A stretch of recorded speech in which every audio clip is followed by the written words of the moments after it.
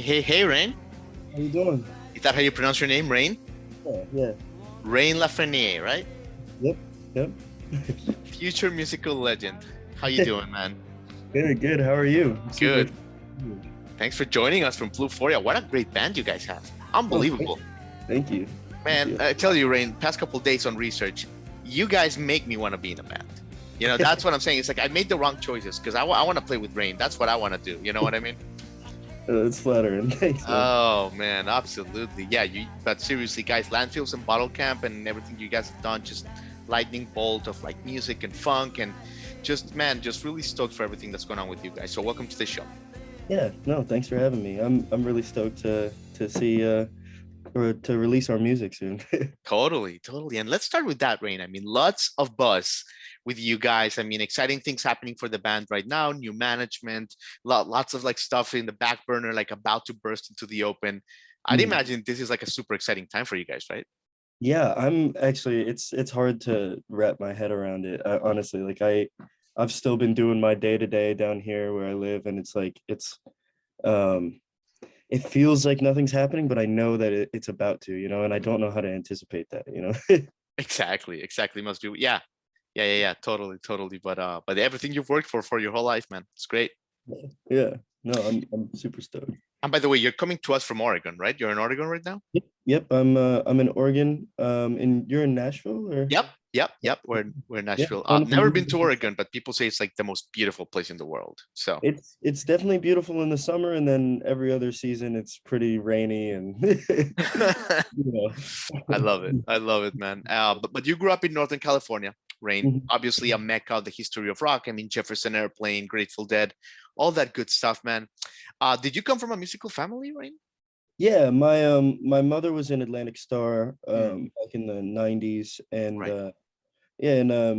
My uncle slash family friend, he's Festo and Souls of Mischief, so I There you kind of go. had like music all around me growing up. There you Uh, go.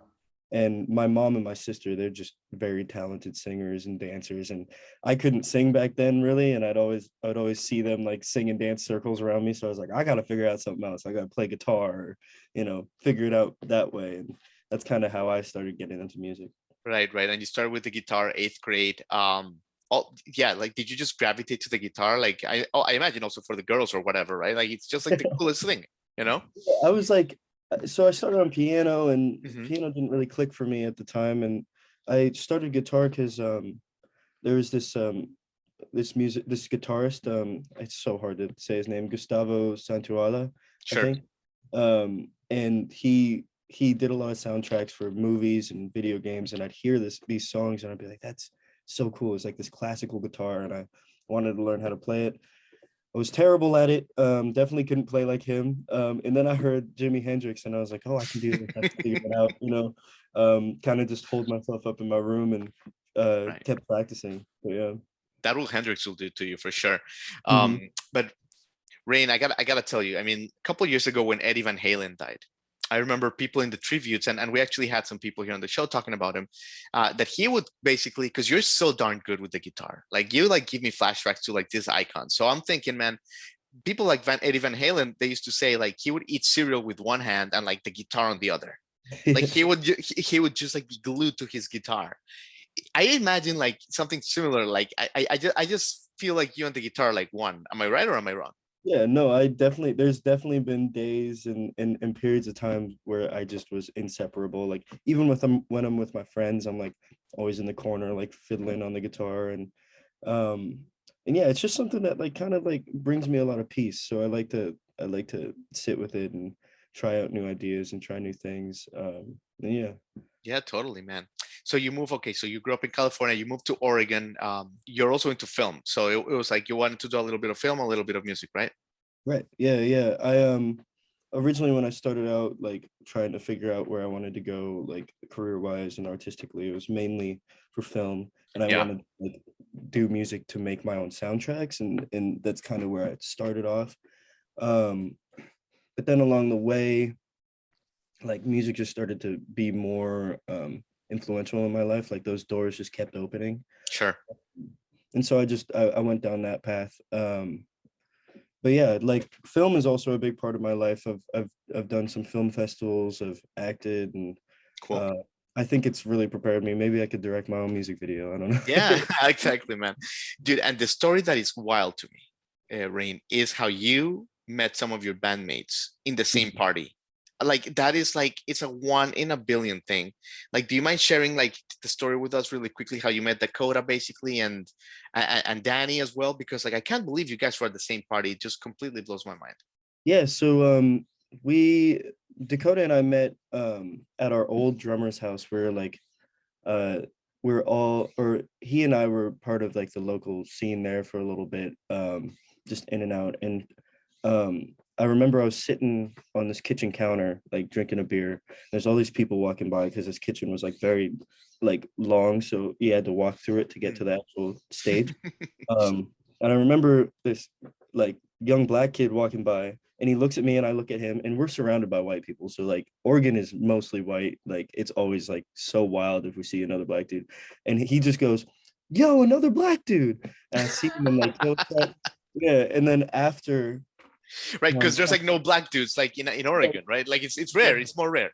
very Yeah. rare. It's very rare. And I saw him at an after party. Like we were sitting down in this like drinking game we're all playing, and I just go, "Hey, like, do you play guitar by chance?" And he's like, "Yeah, but not the kind that you play."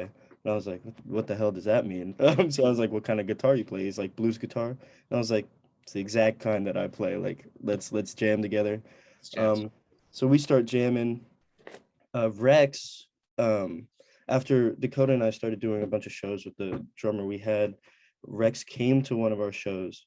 Um, and it was like this crowded, it was this tiny house and it was packed. The windows were like steamed up. There's like 200 people in this really small living room, like outside and inside. And I started playing behind my back and with my teeth. And we caught a photo of Rex literally gawking like in the front row. Next day he follows us, and we didn't have a bassist. I had Dakota on bass that day. Um, and it just said Rex Wolf musician, and I was like, that's a cool name. Hopefully he plays bass. I click it, his whole account is just bass. It's just all like bass playing, and I was like, oh, perfect. So I hit him up. He joins the band that night. Like he came for practice, brought a Rickenbacker, was like insane, and we were like, you're in, like great. And then Dani interviewed me for a podcast that she was working on. And she mentioned that she drummed, and I was like, oh, that's interesting. Like we should keep in touch. Like that's really cool that you drum. Year goes by, we get signed. Uh, we're looking for a new drummer, and Dakota's childhood friend started like dating Dani. And so they were like talking about it. She was like, yeah, I want to join Bluphoria, like if it's open. And Dani just comes in, the boys loved her. And then, like I was a little apprehensive. I was like, okay, like I'm still trying to get used to like, a new drummer. Like I was all pissy about it. And then Dani was like, she was a perfect fit. So it just worked out. Like stars aligned for some reason on that. Dude, that's crazy. I mean, one in a trillion chance. I love it. Love that story, Rain. Absolutely. And looking at the way that you guys exploded, because like you guys like just hit it big with a few singles. I mean, like millions of streams. A lot of it came in like in 2020, barging Mhm. back to like the pandemic. So I think that for you guys creatively, this was like a really, really great time, wasn't it, Rain? Yeah, no, we had a lot of time to just like be with each other and write and focus on things and not focus on shows as much. Yeah. Uh, And that's kind of when we do our best. Like right now, creatively, like we just have to like take some space, because sometimes when you play a show, it's kind of hard to tell what is good and what isn't, because the crowd's gonna love it regardless. Right. You throw something loud in their ears and they're gonna go crazy.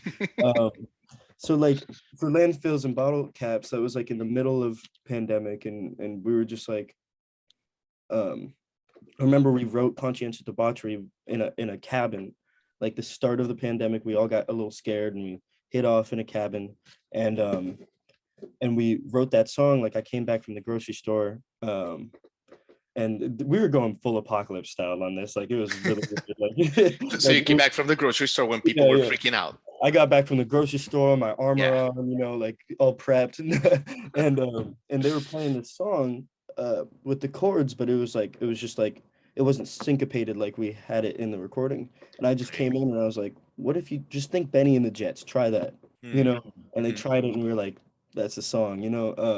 It was just moments like that, just quarantine really helped in that way. right. And we got a lot of attention um up here during the protests after Yeah. George Floyd. And Mhm. so we played in support for fundraisers for him and his family. Um, and that really like brought a lot of attention to us, and that we released our music around then, and yeah. Love to hear it, man. Love to hear it, brother.